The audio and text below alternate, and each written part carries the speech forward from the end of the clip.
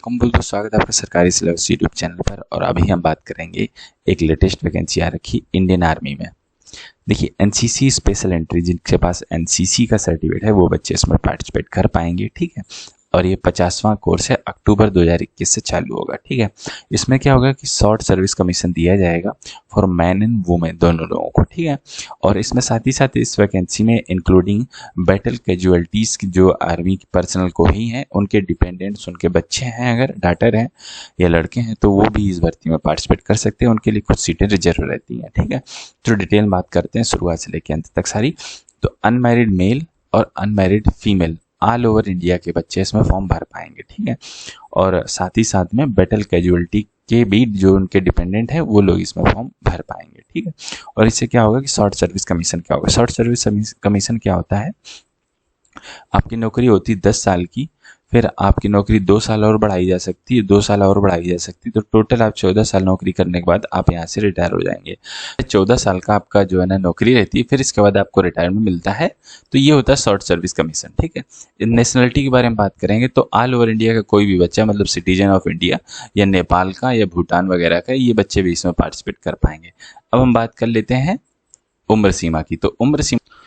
तो आपकी उम्र सीमा की हम बात करेंगे। आपकी उम्र सीमा 2 जुलाई 1996 से 1 जुलाई 2002 के बीच में होनी चाहिए, मतलब 19 से 25 साल आपकी उम्र होनी चाहिए, जिसकी गणना 1 जुलाई 2021 से की जाएगी, ठीक है। और एक इम्पोर्टेंट नोटिस होता है, मैं आपको वो भी आपको बता दूं कि आप इन कोर्सों में से कोई एक एसएसबी अटेंड कर सकते हैं। जैसे कि candidate must note that they can appear only one of the SSB interview, either SSC ये वाला, ठीक है, अक्टूबर 2021 के लिए, या एसएससी वुमेन के लिए कोर्स, ठीक है, या सीडीएस द्वारा या एनसीसी स्पेशल एंट्री द्वारा। तो मतलब कि साल में कुल मिला के जब एक भर्ती आती है, क्योंकि सीडीएस के थ्रू भी भर्ती निकलती है, वो भी एसएसबी करवाती है, शॉर्ट सर्विस कमीशन वो भी एसएसबी करवाती है, एनसीसी स्पेशल एंट्री आती है वो भी एसएसबी कराती है। तो आप कोई एक एसएसबी अटेंड कर सकते हो, ठीक है। तो ये आपसे डिक्लेरेशन ले लेंगे जब ऑनलाइन फॉर्म भरोगे तभी, ठीक है। तो एजुकेशन क्वालिफिकेशन आप यहाँ से देख सकते हैं कि एनसीसी का सी सर्टिफिकेट होल्डर्स होना चाहिए, क्योंकि भर्ती ये उन्हीं के लिए है। और साथ ही साथ में 50% आपके ग्रेजुएशन में होने चाहिए नंबर। अगर आप अपीयरिंग हो तो भी आप इसमें फॉर्म भर सकते हो, ठीक है। और एनसीसी का सी सर्टिफिकेट होना चाहिए, साथ में आपके बी ग्रेड भी होना चाहिए, ये चीज़ और ध्यान रखिएगा, सी सर्टिफिकेट और उसमें बी ग्रेड, ठीक है। और आप यहाँ से देख सकते हैं बी ग्रेड की रिक्वायरमेंट रहेगी, ठीक है। और जो है ना, एक चीज़ और यहाँ से बता दूं कि जो ग्रेजुएशन में अपीयरिंग है वो 1 अक्टूबर 2021 तक पास हो जाने चाहिए, उनके मतलब कि फाइनल ईयर का रिजल्ट आ जाना चाहिए, ठीक है। और बैटल कैजुअलिटी वाले अगर आप हैं तो आप यहाँ से देख सकते हैं उनके लिए एलिजिबिलिटी क्राइटेरिया क्या क्या। ये एलिजिबिलिटी क्राइटेरिया उनके लिए एजुकेशन सेम है, वही डिग्री और 50% नंबर। एनसीसी की सर्टिफिकेट की रिक्वायरमेंट नहीं है बैटल कैजुअलिटी वाले बच्चों के लिए, ठीक है। तो ये चीज़ होगी। थोड़ा सा और आगे देख लेते हैं। वैकेंसीज के बारे में बात करेंगे तो मैन के लिए टोटल 50 वैकेंसी है, ठीक है, जिसमें 45 जनरल कैटेगरी और 5 बैटल कैजुअलिटी वाले बच्चों के लिए। एनसीसी वुमेन के लिए टोटल 5 वैकेंसी है, 4 नॉर्मल और 1 जो है ना बैटल कैजुअलिटी वालों के लिए। तो ये बात होगी वैकेंसीज के बारे में। वैकेंसी ठीक इतनी रहती है, हर साल इतनी आती है, ठीक है। बहुत ज़्यादा है, बहुत ज़्यादा कम नहीं होती, इतनी रहती है करीब करीब। टर्म्स कंडीशन देखेंगे, टेन्योर ऑफ एंगेजमेंट आपकी जो है ना 14 साल की नौकरी रहने वाली है, 4 साल आपकी एक्सटेंशन मिल जाता है, पहले 10 साल की होती, 4 साल बढ़ के 14 हो जाती है, ठीक है। तो ये चीज़ आपकी शॉर्ट सर्विस कमीशन का होता है। अगर आप जानना चाहते हैं तो डिटेल में आप गूगल कर सकते हैं। और क्या होता है, मैंने मोटा मोटा आपको जो है ना बता दिया। इसमें पेंशन नहीं मिलती है और अदर बेनिफिट आपको मिलते रहते हैं, ठीक है। तो आपको क्या होगा कि पहले आपकी ट्रेनिंग होगी, ट्रेनिंग के बाद 6 महीने का प्रोबेशन रहेगा, फिर आप जो है ना नॉर्मल कमीशन अफसर की तरह काम कर पाएंगे इसमें, ठीक है। और टर्म्स एंड कंडीशंस के बारे में थोड़ा सा और चर्चा कर लेते हैं, जो कि शायद आपको जो है ना अच्छी लगे। लायबिलिटी, ये रिटायरमेंट के बाद जो है ना आप यहाँ से देख सकते हैं रिलीज, जब आपकी नौकरी खत्म हो जाएगी, 14 साल आप शॉर्ट सर्विस कमीशन की तरह नौकरी कर लेंगे, तब रिजर्व के लिए आपको रखा जाता है। जो है ना आर्मी में जो है ना 5 साल प्लस 2 साल वॉलंटरी बेस, मतलब 7 साल तक आपको बुलाया जा सकता है। इन केस अगर कुछ हो गया, जंग छिड़ गई, तो आपको बुलाया जा सकता है। तो ये चीज़ रहती है कुछ, ठीक है। टर्म्स एंड कंडीशन आप पढ़ना चाहें तो पढ़ लेना, मैं आपको जो है ना ये पीडीएफ नीचे कमेंट बॉक्स में दे दूंगा, या आप joinindianarmy.nic.in पर जाकर भी ये पीडीएफ डाउनलोड कर पाएंगे, ठीक है। अब हम बात कर लेते हैं आपकी ट्रेनिंग। आपकी ट्रेनिंग होगी ओटीए, ठीक, ऑफिसर्स ट्रेनिंग एकेडमी चेन्नई में 49 वीक की आपकी जो है ना ट्रेनिंग रहेगी। तो ये ट्रेनिंग की बात हो गई है। ओटीए कॉस्ट ऑफ ट्रेनिंग की बात करें तो सारा का सारा खर्चा गवर्नमेंट ऑफ इंडिया वहन करती है। अगर आप बीच में इसे छोड़ते हो तो आपको 12,908 रुपये प्रति वीक के हिसाब से देने पड़ेंगे।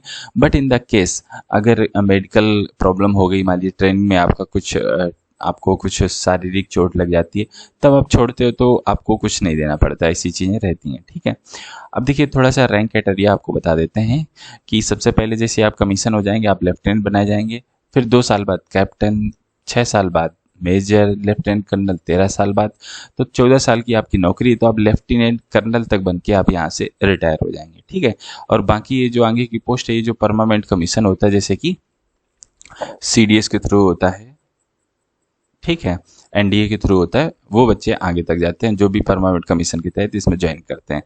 लेफ्टिनेंट बनेंगे तो आपका वेतन करीब मूल वेतन 56,100 रुपये है। टोटल सैलरी की बात करें तो करीब 70,000 रुपये प्रति महीने के हिसाब से आपको सैलरी दी जाएगी। ठीक है, कमीशनिंग के पश्चात।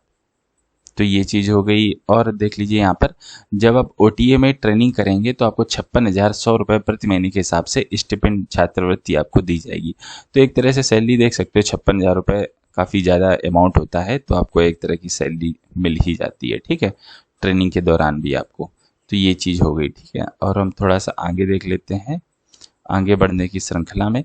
तो ये कुछ खास काम की चीज़ें नहीं है। हाउ टू अप्लाई की बात कर लेते हैं, ये ज़रूरी चीज़ है। आपको जाना है www.joinindianarmy.nic.in, यहाँ पर ऑफिशियल सेंट्री लॉगिन होगा।